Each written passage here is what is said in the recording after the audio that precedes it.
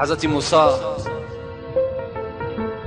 در دل خود گذرانیدم پروردگارا برای ما جنت میگویی، نعمتهای جنت میگویی و من میدانم که پیغمبرهای تو همه وارد جنت میشوند، منم از آن جمله. لکن من در جنت همراه کی هستم؟ همراه کی هستم در جنت و همسایگی کی در من قرار دارم؟ خداوند ندا کرد موسی تو همراه یک قصاب در جنت سکونتی میکنی و هم صحبت میشه.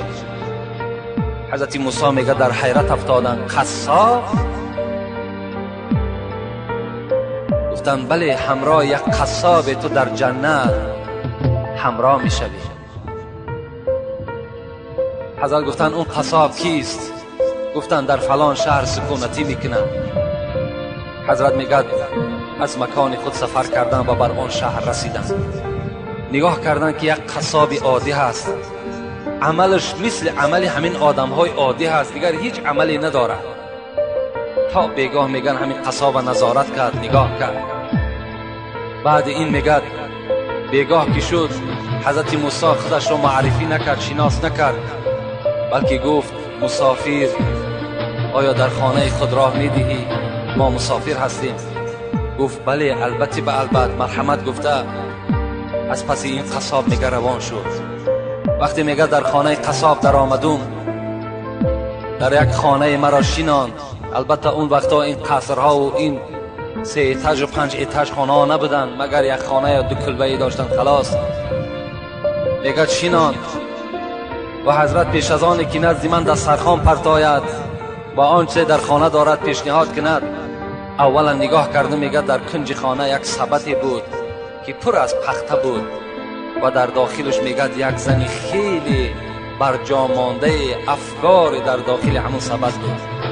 میگه حضرت میگه نزدیک شدن، با دست خود میگه طعام دراز میکردن، بر دهان او کس آب میدادن. وقتی که سیر شد میگه دستش میگه مادر برداشت، یک دعای داد میگه و قصاب میگه از خانه بیرون شد.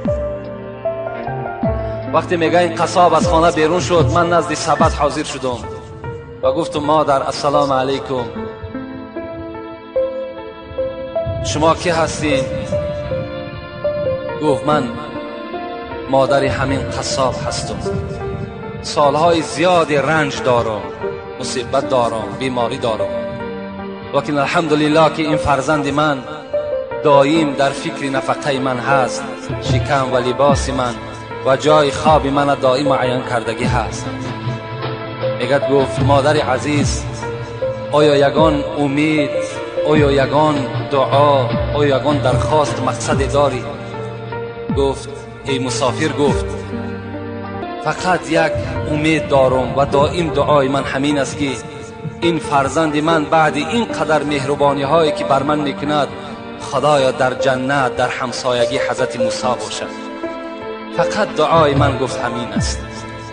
میگه حضرت موسی گریان شدن و گفتن مادر، گفتن یک شادیانه بر من بده، یک هدیه بر من بده، زیرا که همان موسی که تو میگوی همان موسی من هستم و همان پیغمبر من هستم و دعای تو در نزد خدا اجابت یافت و این فرزند تو در جنت همراه من هست.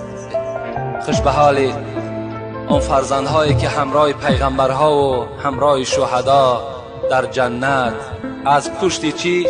از پشت خدمت کردن در حق پدر و مادر هست. رسول اکرم در حدیثهای فراوان خود به ما و شما خبر میدهد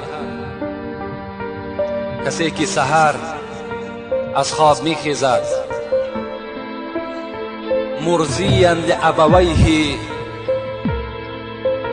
هر وقتایی که سحر بیدار می شود پدر و مادر از او راضی هست، پدر و مادرش راضی هست. مادامی که پدر و مادر راضی شد، رسول الله چی گفتن؟ له بابان مفتوحان الی الجنه.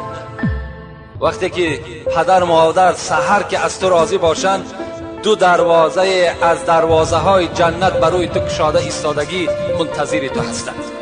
و من امسا مثل ذالک، اگر تا بگه هم که راضی ایستند، رسول الله گفتند اون دروازه ها هم گشاده منتظر این فرزند هستند. و این کان واحدا فواحد، رسول الله گفت اگر یک تش راضی باشد، یک دروازه جنت برای تو گشاده است.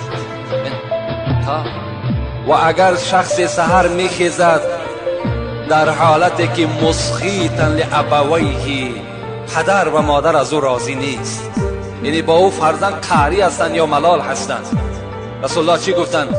کان له بابان مفتوحان الی النار، دو دروازه از دوزخ برای این فرزند گشاده ایستادگی هست. و من امسا مثل ذالک، اگر تا بگه این پدر مادر راضی نشد، اون دروازه های دوزخ برای این فرزند چی هستند؟ گشاده و منتظر این فرزند هستند. و این کان واحدا فواحد، اگر یکی همین هم غضبناک باشد، میگد ملال باشد، ناراضی باشد، یک دروازه دوزخ برای این فرزند منتظر است. لکن در دوام رسول الله چی گفتند؟ و این ظلم و این ظلم و این ظلم، 3 بار گفتند اگر چنده که پدر و مادر تو ظالم باشد، پدر و مادر تو ظالم باشد، پدر و مادر تو ظالم باشد، اگر چند پدر و مادر ظالم هم باشد، تو چیکار کن؟ تو خدمتی در حق پدر و مادر برای خود روا ببین و خدمت از اونها کنده نکن. زیرا خدا را بین در سوره همین لقمان و ما و شما چی میگوید؟ امروز بسیار جوان ها میآیند پیش ما، سوال میکنم پدر من فلان گپ گفت، آیا من در همین گپ خلافی اگر پدرم کار کنم چی میشود؟ خیلی خوش به حالشون که سوال میکنن و جواب خودشون میگیرن. خداوند در قرآن به ما و شما تذکر میدهد، میگوید و این جاهداک علی ان تشرک بی ما لیس لک به علم فلا تطعهما و صاحبهما فی الدنیا معروفا. صدق الله العظیم. سوره لقمان است.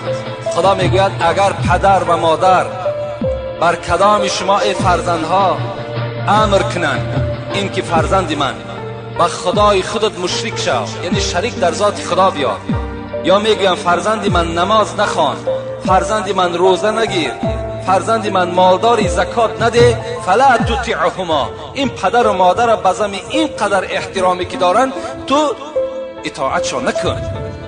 در حالتی که به خدای خود گناهکار شدند، پدر و مادر تا اطاعت نکن. و صاحبهما فی الدنیا معروفا، لیکن اگر چند پدر تو کافر هم باشد، مشرک هم که باشد، مفسرای قرآن زیاده از 10 تفسیر ما در خانه داریم، همش چی میگن؟ و صاحبهما فی الدنیا معروفا، با این پدر کافر، با این پدر مشرک تو چکار کن؟ معامله خوب کن، در حق اینها خدمت کن. و در بین باز چکار میکنی؟ همون پدر و مادر که وقتی خدمت کردی، مهربانی کردی، شاید که چکار کند؟ شاید که این هم باز در دلش خداوند یک ترحم و در دلش خدا یک توفیق جایگیر کند و باز به سوی اسلام چکار کند؟ رجوع کند از حساب خدمت شما. حتی حضرت موسی را میگوید در روایت ها میآید که وقتی که بالای کوه تور میرفت با خدای خود میگد نازیده گپ میزد، می نازید که ما با خدای خود کار میکنیم، یعنی سخن میگوییم. البته و کلم الله موسی تکلیما، این جای حقیقتش است، این یگان افسانه و یگان حکایه نیست، زیرا خدا میگوید که موسی از پیغمبرها کسی بود که همراه من صحبت میکرد، همراه من سخنرانی میکرد. حضرت موسی میگد بالای همون کوه تور میبرامد و بناز با خدای خودش چیکار میکرد؟ صحبت میکرد و احکام و ارکانها را می آورد بر امت خودش میرساند. روز از روزها میگه حضرت موسی بالای همین کوه تور با خدای خود میگه راز میگفت.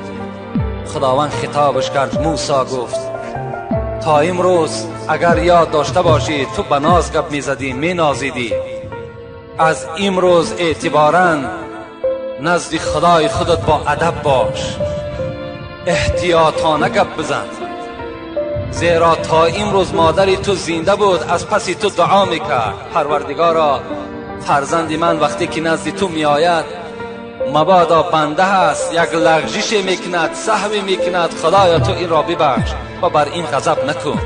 امروز مادری تو از دنیا گذشت، دیگر تو ناز بردار نداری، نزد خدای خود با ادب باش، با احتیاطانه گپ بزن. زیرا یگانه کسی که دلپوری تو بود و در حق تو دعا کن بود این مادری تو بود که از دنیا گذشت. خوش به حالی شما فرزندای عزیز، برادرای عزیزی که احترام پدر و مادر دارین. کدام شما اگر با پدر و مادر ملالم که باشین امروز چیکار کنین؟